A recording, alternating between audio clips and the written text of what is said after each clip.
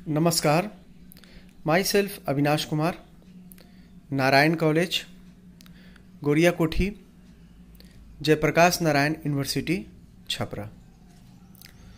आज का विषय है पीजी सेकेंड सेमेस्टर इतिहास का स्प्रेड ऑफ बुद्धिज्म, बौद्ध धर्म का विस्तार। बौद्ध धर्म चूँकि बहुत बड़ा चैप्टर है, इसलिए इसको हमने पार्ट 1 में रखा है। बौद्ध धर्म के विस्तार के क्या क्या कारण हैं, इस पे हम चर्चा करेंगे। बाद के काल में 12वीं शताब्दी से वो डिक्लाइन होता है, उसका पतन होने, उस पर भी हम थोड़ी सी चर्चा करेंगे। पहले हम एक ओवरव्यू लेते हैं कि लगभग 6ठी शताब्दी ईसा पूर्व में उत्तरार्ध में हम देखते हैं कि मध्य गंगा घाटी में 62 धार्मिक संप्रदाय थे, जिसमें बौद्ध एवं जैन धर्म जो थे सबसे महत्वपूर्ण थे। ये देखिए, ये मिड गैंगेटिक प्लेन है आपका, ये एरिया जो है वो मिड गैंगेटिक प्लेन कहलाता है। ये पूरा एरिया, इसमें आपका बिहार का पार्ट आ जाता है और पूर्वी उत्तर प्रदेश का भाग आता है। ये मध्य गंगा घाटी का मैदान कहलाता है। ये आपका गंगा नदी है, तो ये गंगा नदी का ये लोअर पार्ट हो गया, ये अपर पार्ट हो गया, ये मिडिल पार्ट हो गया पूरा। तो इस पार्ट में ही हम पहले देख चुके थे कि 6ठी शताब्दी ईसा पूर्व में बहुत सारे नगरों का विकास होता है यहाँ पे, और नगरों के डेवलपमेंट से फिर यहीं पे ये बुद्ध और बौद्ध धर्म एवं जैन धर्म एवं 62 धार्मिक संप्रदायों का भी एरिया रहता है ये। तो ये एरिया बहुत इंपॉर्टेंट रहता है, क्योंकि खेती किसानी के हिसाब से भी ये बहुत अच्छा माना जाता है, ये बहुत इंपॉर्टेंट है। इसका छोटा सा फिगर हमने ये पूर्वी उत्तर प्रदेश और बिहार का यहाँ पे भी ड्रॉ किया है। फिगर से समझना किसी भी चीज़ को बहुत आसान होता है। फिर हम देखते हैं कि ऐसे क्या कारण हुए कि बौद्ध एवं जैन धर्म बहुत तेज़ी से 6ठी शताब्दी ईसा पूर्व में अब अपना विकास करें और उसके बाद उसका विस्तार हुआ। यहाँ पे हम देखते हैं कि सिंधु घाटी सभ्यता, जो पहली सभ्यता थी भारतीय उपमहाद्वीप की, इंडियन सब कॉन्टिनेंट की, उसके पतन के बाद है ना 1500 ईसा पूर्व के आसपास ऋग्वेद समाज आता है, और जो कि 1500 से 1000 ईसा पूर्व तक चलता है।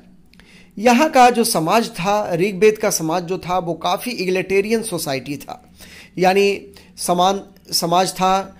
जाति व्यवस्था, वर्ण व्यवस्था यहाँ पे कुछ नहीं था। महिलाओं की स्थिति बहुत अच्छी थी। महिलाएं सभा एवं समिति में भाग लिया करती थी। महिलाएं अपने पति के साथ पूजा पाठ में भाग लिया करती थी। यानी महिलाओं के लिए ये जो समाज है 1500 से 1000 ईसा पूर्व का काल एक बहुत ही अच्छा टाइम माना जाता है। 1500 से 600 ईसा पूर्व का टोटल का जो काल है, इस काल को हम कहते हैं वैदिक काल। इसको 2 भागों में बांटा गया है। जो 1500 से 1000 ईसा पूर्व का काल है, इसको ऋग्वेद का काल कहते हैं। 1000 से 600 ईसा पूर्व का काल को उत्तर वैदिक काल कहते हैं। चूंकि वैदिक काल इसलिए कहते हैं क्योंकि इनकी जानकारी हमें वेदों से मिलती है। 4 वेद हैं, तो ऋग्वेद की जानकारी हम इस समय मिलती है, और उत्तर वैदिक काल के अंतर्गत सामवेद, यजुर्वेद, अथर्ववेद, ब्राह्मण ग्रंथ, आरण्यक और उपनिषद, ये सब आते हैं।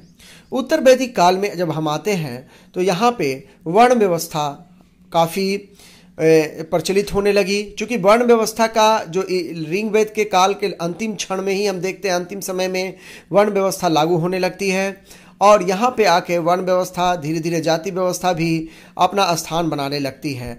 यहाँ का मतलब इस तरह का हो जाता है, समाज हमारा धार्मिक आडंबर काफ़ी बढ़ जाता है। समाज में वर्ण व्यवस्था अपने कठोर रूप में आ जाती है।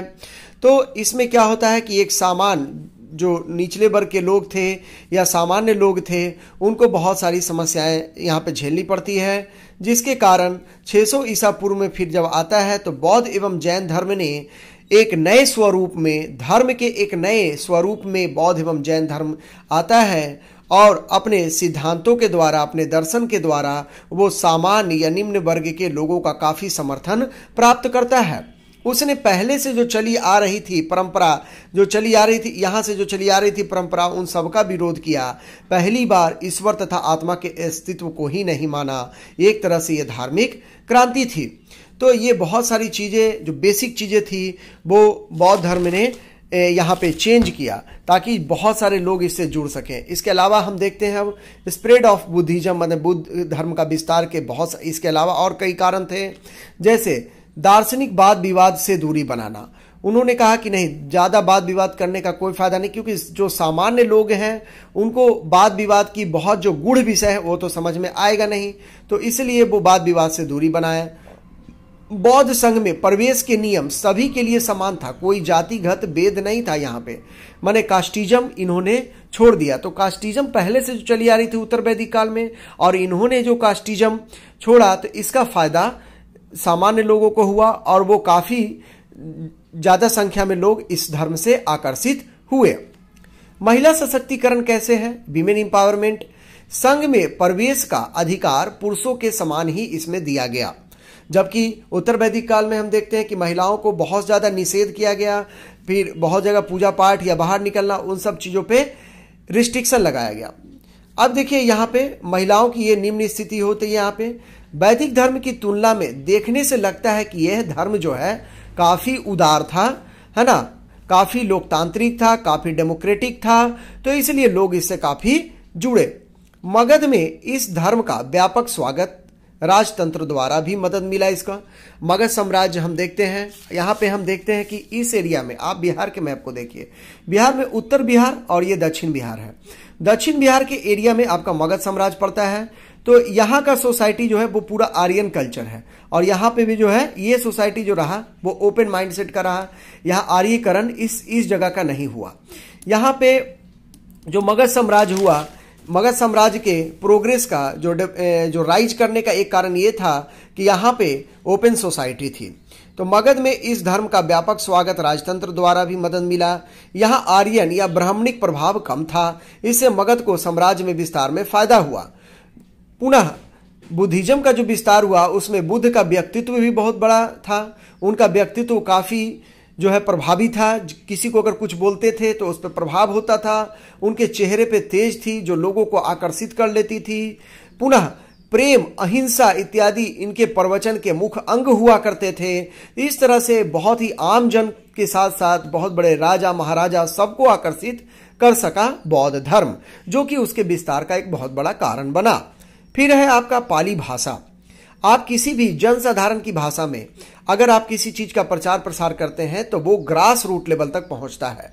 बौद्ध धर्म में भगवान बुद्ध ने और बौद्ध धर्म ने जनसाधारण की भाषा बौद्ध धर्म पाली भाषा को अपनाया और पाली में ही अपने धर्म का प्रवचन धर्म का प्रचार प्रसार किया, जिससे वो जन जन तक पहुंच सका। फिर हम देखते हैं यहाँ पे कि बौद्ध धर्म संगठनात्मक रूप से काफी मजबूत था। आपको अगर किसी धर्म का प्रचार करना है तो उसके संगठन को काफी मजबूत करना पड़ेगा। इसके लिए इसके तीन प्रमुख अंग हैं बौद्ध धर्म के, बुद्ध, धम्म और संघ, जिसको त्रिरत्न भी कहा जाता है। इसको जो है त्रिरत्न, है ना, इसको त्रिरत्न भी कहा जाता है। ठीक है, तो त्रिरत्न है बौद्ध धर्म का, बुद्ध, स्वयं बुद्ध, धम्म। धम्म का मतलब धम्म क्यों लिखा जाता है? देखिए, धर्म जो हम लोग बोलते हैं धर्म, उसका पाली में ये ऊपर रेफ नहीं लगता है, इसलिए इसको धम्म कहा जाता है। ठीक है, तो धर्म जो है इसीलिए कहा जाता है उसको धम्म, तो धर्म का ही नाम है धम्म। तो धम्म का मतलब बौद्ध धर्म में क्या है? सिद्धांत या विधि। त्रिरत्न हो गया। संघ का मतलब हुआ कि कोई एक संघ है, बौद्ध संघ है, उसकी क्या क्या प्रिंसिपल्स है, मठ की क्या व्यवस्था है, इसके अंतर्गत बौद्ध धर्म काफी वेल ऑर्गेनाइज्ड यानी सुसंगठित प्रचार प्रसार किया। बौद्ध धर्म supported by many Republicans and monarchy.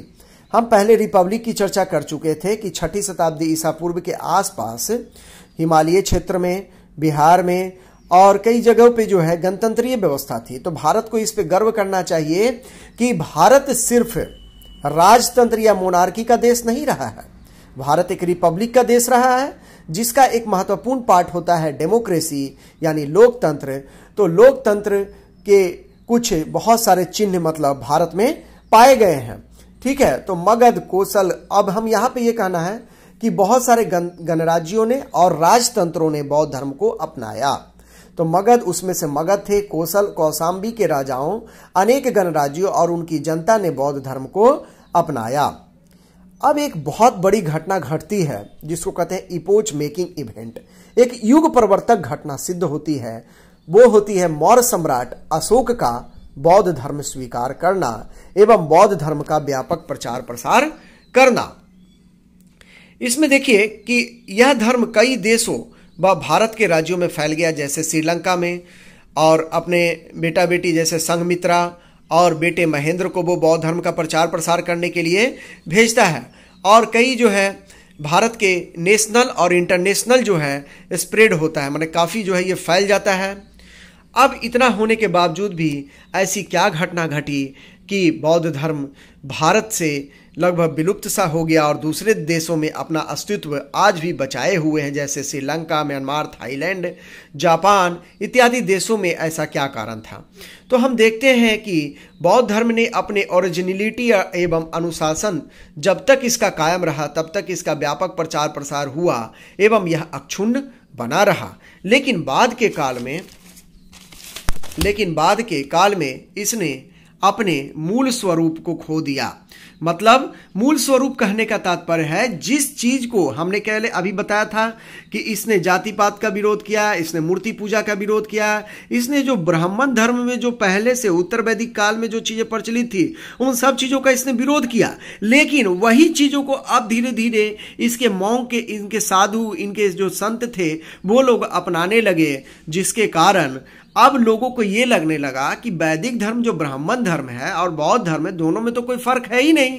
यानी कि ये अपने ओरिजिनल स्वरूप को खोता चला गया और साथ साथ इसमें डिसिप्लिन भी जो है, अनुशासन भी जो है खत्म होती चली गई। आते आते बौद्ध धर्म भारत से और 12वीं शताब्दी आते आते तक यह धर्म भारत से लुप्त हो जाता है। ये नोट्स तैयार करने में संदर्भ लिया गया रामशरण शर्मा प्राचीन भारत का।